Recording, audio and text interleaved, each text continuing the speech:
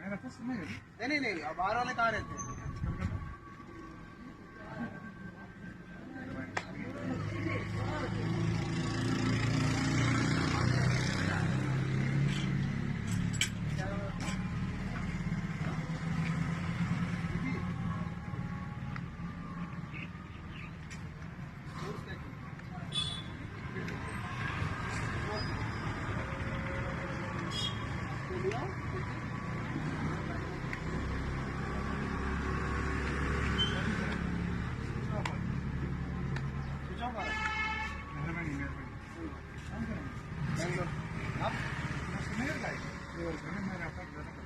अच्छा, क्या है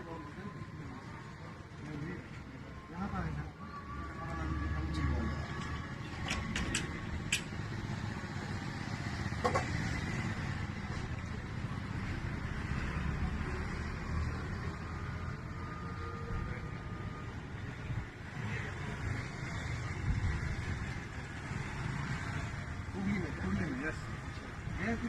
नहीं ऐसे ही एक बार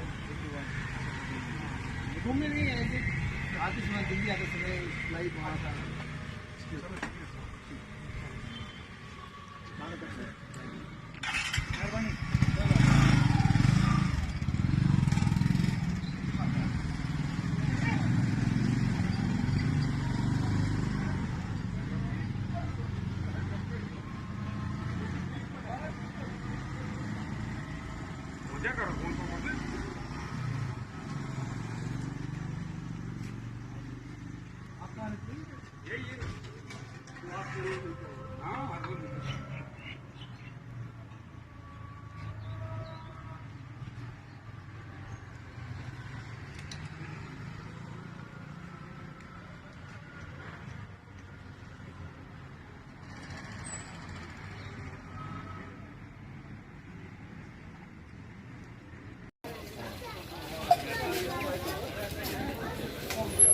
चंडीगढ़ हैं? चंडीगढ़ हाँ। मैं वहीं रहता हूँ। कहाँ पे? अच्छा, आज गए थे हम उधर चंडीगढ़ में घूमने, पूरा गए थे हम।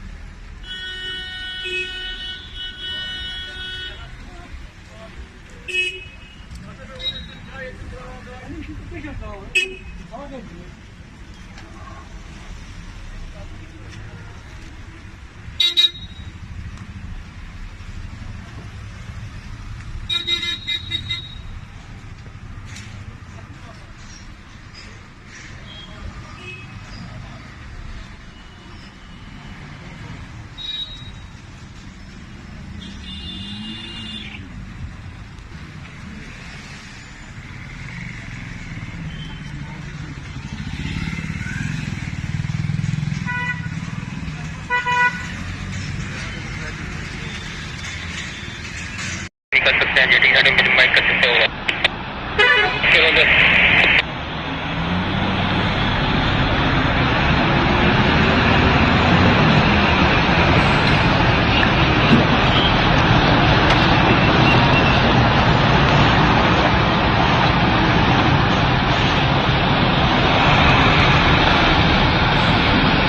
बड़ी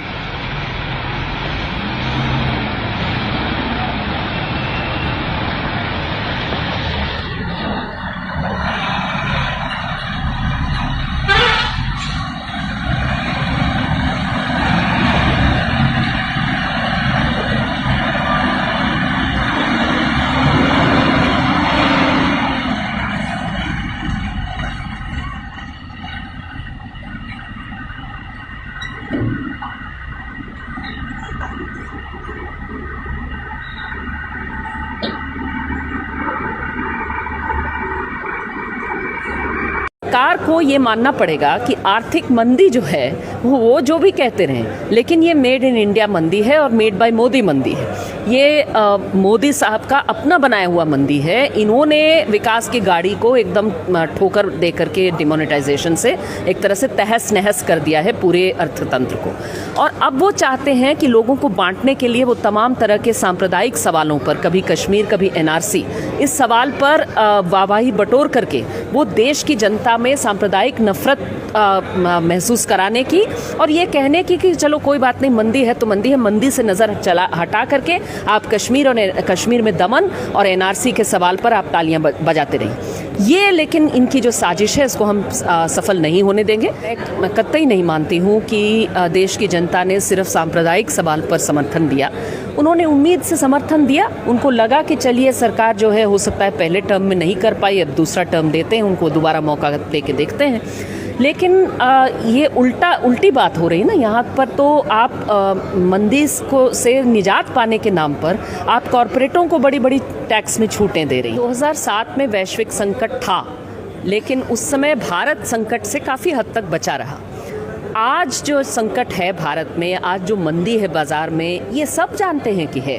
ये ग्रामीण भारत में भी है, किसान भी कह रहे हैं, ये छोटे दुकानदार भी कह रहे हैं, ये जितने मॉल हैं वो भी कह रहे हैं, तमाम लोग कह रहे हैं इस बात को। और बेरोज़गारी तो खैर 45 साल में सबसे ख़राब बेरोज़गारी है। सरकार युवाओं को आप रोज़गार दे नहीं रहे हैं, युवाओं के रोज़गार को छीनने का काम सरकार कर रही है। और ऊपर से इस तरह के मूर्खतापूर्ण और बिल्कुल हास्यास्पद और बेहुदा किस्म के बयान जो है वो बयानबाजी मोदी जी के मंत्री लोग सारे लोग कर रहे हैं, अमित शाह से लेकर के नीचे तमाम लोगों तक। ठीक है, तो ये जो चीज़ है जहाँ पर भारत में सब चीज़ों की कमी हो गई है, बस नफ़रत के बाज़ार जो है वो खूब बढ़िया से चल रहा है, बाकी सारे बाज़ार तो बंद है। देश की जनता के सामने खड़े होकर के उनके सवालों का सामना तो ये सरकार कर नहीं पा रही है। तभी तो वो जो है वो सिर्फ बयानों से काम लेते हैं, वो कभी कोई प्रेस कॉन्फ्रेंस नहीं करते, कभी लोगों से सचमुच में कोई सवाल वो फेस नहीं करते। अगर वो स्क्रिप्टेड सवाल नहीं है तो वो सवाल वो लेते नहीं हैं। यही मोदी जी का भी ये है और यही उनके सारे मंत्रियों का है। मंत्रियों को अब कहा गया है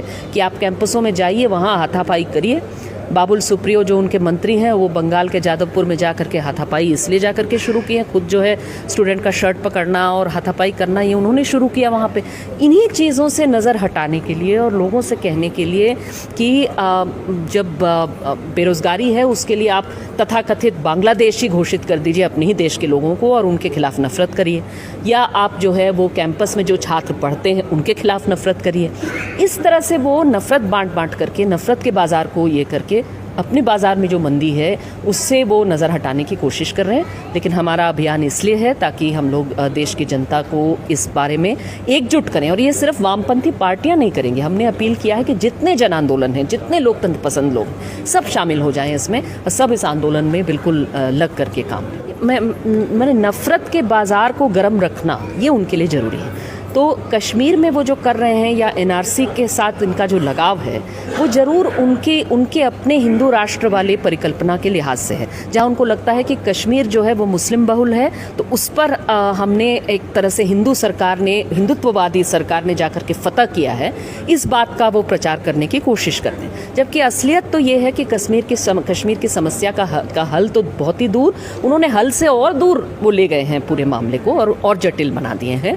ये तो बिल्कुल साफ बात है। और एनआरसी के साथ उनका लगाव वहीं से है कि भाई वो आप मुसलमानों से आप फोर्स करेंगे कि आप जो है बताइए कि आपकी नागरिकता पर सवाल है। कल तक तो ये जय श्री राम कहो कह करके वो टेस्ट ले रहे थे, आज वो टेस्ट लेंगे एनआरसी के नाम पर और वो चाहते हैं कि उनको वो डिटेंशन कैंप्स में भरें। लेकिन जाहिर सी बात है कि जब आप नेबर का घर जलाएंगे, पड़ोसी का, तो आपका घर भी जलता है। इसीलिए एनआरसी में असम में भी देखा गया बड़े पैमाने पे हिंदू भी उसमें फंसे हैं, अन्य जो आदिवासी हैं वो भी फंसे हैं, सबसे गरीब लोग फंसे हैं। और गरीबी जो है उसमें कोई धर्म का मामला नहीं होता है और उसी तरह से वो पूरे देश में लागू करेंगे तो जाहिर सी बात है कि इसमें जो आदिवासी लोग हैं, इसमें जो गरीब लोग हैं, वो चाहे किसी भी समुदाय के हों, वो सब फंसेंगे इसमें। क्योंकि किसके पास कागजात है ये कहने के लिए कि मेरे दादा परदादा जो है इस देश में पैदा हुए और इस देश में वोटर रहे 1951 में, ये हम लोग शायद कोई भी साबित ना कर पाए और गरीब लोग तो कतई नहीं। और इसीलिए ये जो एनआरसी का प्रोजेक्ट है इसका 100% पुरजोर विरोध भी करने की ज़रूरत है। क्योंकि देखिए कि भाई राशन के लिए जो बीपीएल लिस्ट होती है, बीपीएल लिस्ट में भी तो गरीब लोग नहीं घुस पाते हैं, क्योंकि वो नहीं साबित कर पाते कि हम गरीब हैं। तो आप एनआरसी में कह रहे हैं कि वो अपनी नागरिकता साबित कर पाएंगे। ये सब जो चीज़ें हैं, ये समाज में एक नफ़रत का माहौल, एक भय का माहौल, ये चिंता का माहौल, दूसरी चीज़ों पर चिंता का माहौल ये बनाए रखेंगे ये लोग, और पीठ पीछे कॉरपोरेटों का साथ देंगे, और गरीबी और मंदी जो है वो बढ़। और इसके लिए आपको करना ये होगा कि जो लोगों की मजदूरी है उसको बढ़ाइए, मनरेगा बढ़ाइए, ताकि मनरेगा में कितने दिन रोज़गार मिलता है, 100 दिन मिलते हैं, उसके बजाय 200 दिन का रोज़गार दीजिए। ये करने से एक तरह से आप दोबारा जंप स्टार्ट कर सकते हैं देश के अर्थतंत्र को। उन्होंने पूरी कोशिश की है कि ये एक उनके परिकल्पना की हिंदू राष्ट्र की तरफ बढ़े, जिसमें नफरत का बाजार गर्म हो और देश के अर्थतंत्र का बाजार मंद हो।